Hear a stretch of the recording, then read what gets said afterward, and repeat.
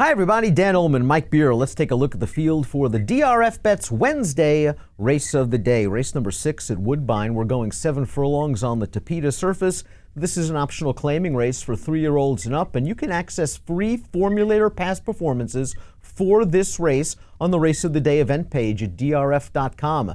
Download them, handicap along with us. Want to see how this race plays out from a Timeform US pace projector standpoint? They got the horse on the outside, the number 10, expected to clear off and not only make the lead, Mike, but Timeform US expects this race to be a blue bar scenario, favoring horses on or near the early lead, and that would be a 180-degree difference from when Victor's Dynasty, the number 10, ran last time, because he went fast early on the turf. Yeah, that was a contested pace as well. If he can get loose in here, it definitely enhances his chances. We'll see if he can do it from the far outside. One of the real handicapping questions of this race is, do you want any of the horses coming out of that October the 12th off the turf race? Because it must have been a 7-horse photo finish on the line. Several horses of that race are coming back, including the number 1, Cause of Action, who was a rallying fourth, beaten a half length like it seems half the field was. This is a horse that's not very good out of the gate. Timeform US has the chicklet of this horse way back, and he could be up against it from a pace standpoint. I mean, we'll see if the race sets up for this horse at all. Your question about that October 12th race, do you want anybody out of it? Personally, I don't. 6 of them are back in this field, so I guess there's a pretty good chance one of them will win. There's 60% of the field in here. In defense of Cause of Action, at least, maybe his running style is not great, but he's outrun his odds several times already. The 2 in view was the beaten favorite in that October the 12th race, trying to come from far, far back. He has a little bit more tactical speed, according to Timeform US, than the 1, Cause of Action. It's interesting because this horse used to be a horse that was up close to the pace, and ever since Kevin Attard took over, it seems like they've made a concerted effort to rally from the back of the pack. Yeah, his speed is gone in recent starts. I don't know if that will turn around in here or not, Dan.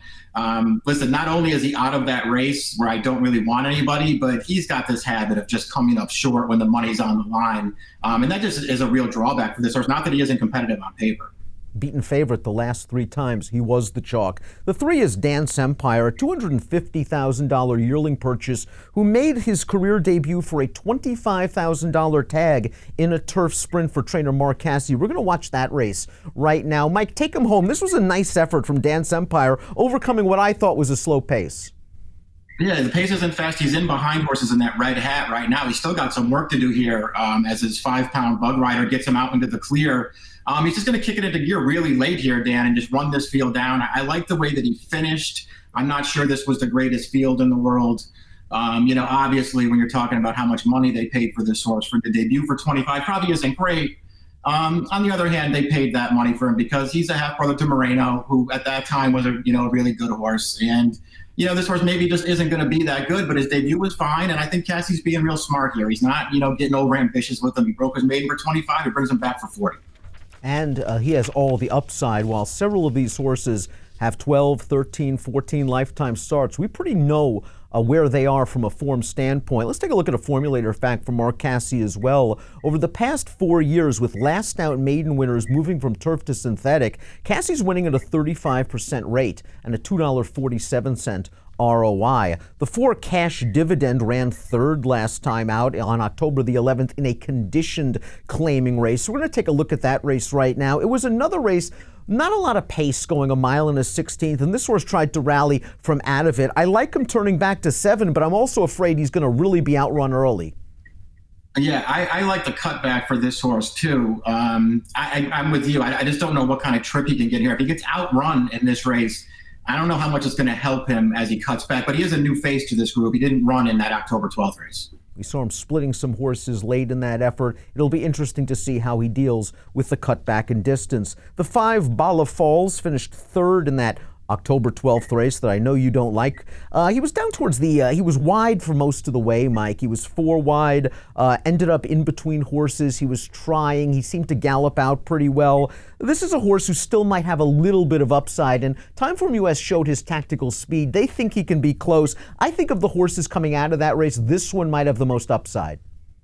I think he might too. I do appreciate the fact that if it seems like he has some pretty good tactical speed. I think that could go a long way in this race. And I also appreciate the fact just that it just feels like he's sort of slowly taking steps forward. I mean, he takes one more step forward here. I guess that makes him tough. It took White Wedding, the number 6, 14 tries to break his maiden, and in his first start against winners, he ran in that October the 12th race. He was 36-1. He ran like a 36-1 shot. He must improve. Yeah, he's based on what he's done so far. He's just really hard to make a case for. Let's take a look at Mambo in the Forest's last race, the October the 12th race, and you're going to see what I mean. All these horses hit the line together. Mambo in the Forest is the number 1 in this race, and he's eventually going to finish second, just ahead of Bala Falls. But it's hard to imagine there being so many excellent efforts when 8 horses are across the track together at the wire.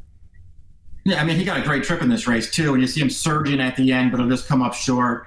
I get you're right about just sort of analyzing that race. When they all hit the wire together, it's probably not that good. And then you can just add into the mix, if you want to go back and look at that replay, the horse that was down inside, the number 4 in there, who was actually a big price in that race, he probably would have won if he could have gotten clear in this stretch, but he was blocked the entire way. I mean, it's just not that good a race. It makes it hard to take any of these horses, I think. Keen Artie is the number 8, only beaten a length in the Mambo in the Forest race, but wasn't everybody beaten a length. Horse won 2 starts back on the turf. That was his lone lifetime win. I think he is slowly improving. The Figs at least say so. I wonder if he might be better on turf.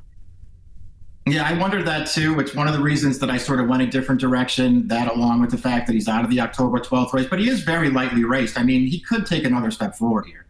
I think the turnback is what the number 9 King Causeway has been waiting for. He pulls very hard in the early portion of his races. It started sort of in that Vice Regent Stakes on the turf 3 starts back, where he was prompting the pace on the far outside, just pulled his jockey into the race, finished gamely to be second. They then ran him on synthetic, again pulled him into a mid-race move. Last time out, breaking from the inside, I think the jockey wanted to sit in the pocket, but this horse was pulling so hard he went to the outside and got into the race early before tiring. I thought that was a disappointing loss simply because the horse he was chasing ended up going gate to wire and beating him when he was the favorite, but I think turning back's going to help him. Let some of these horses run away from him early. Maybe he comes with a late kick. He doesn't exit the October 12th race. I think he's getting a slight dip in class. Yeah, he's one of the horses I want to use in here for all those reasons. And I'll just add that, on the cutback, I agree with your take about how he pulls and doesn't really want to settle. It wouldn't be the worst idea in the world to just turn him loose early in this race. And if he wants to go to the lead, let him go to the lead. The 10 is Victor's Dynasty. We saw him on the lead in the Timeform U.S. Pace Projector. They ran him in that Vice Regent race where he was finished behind King Causeway, and he went to the lead. He went a pretty solid pace, and he tired. He's turning back to a synthetic sprint. We expect him to be on the lead, and if they leave him alone, maybe he can make them pay. He just has shown a lack of stamina against winners. Yeah, we'll see if, he went a mile last time, cutting back a furlong could help him out here. He did take pressure on the lead last time. If the pace projector's right, he gets loose. He's a dangerous horse in here. Let's take a look at our top selections for our Wednesday DRFBets Race of the Day. You liked what you saw from Dan Sempire's debut. He is all upside. We saw the Cassie Formulator fact, and he doesn't come out of the October the 12th race. You're going with him on top. Yeah, it was mostly that. I didn't really want the 6 out of that race. They left very few options in here, and I do like this horse's upside. I'm just hoping he takes a step forward. I think of the horses coming out of the October the 12th race, I think Bala Falls might have the most upside and maybe the most tactical speed. I want to use him in King Causeway, the 9, who just seems logical, turning back in distance with a little tactical speed. So Mike and I look at this race a little differently. He goes 3, 9, 10, and 2. I go 5, 9, 1, and 8 in your DRFBets Race of the Day for Wednesday, the 6th at Woodbine. Approximate post time 9:14 Eastern. Good luck.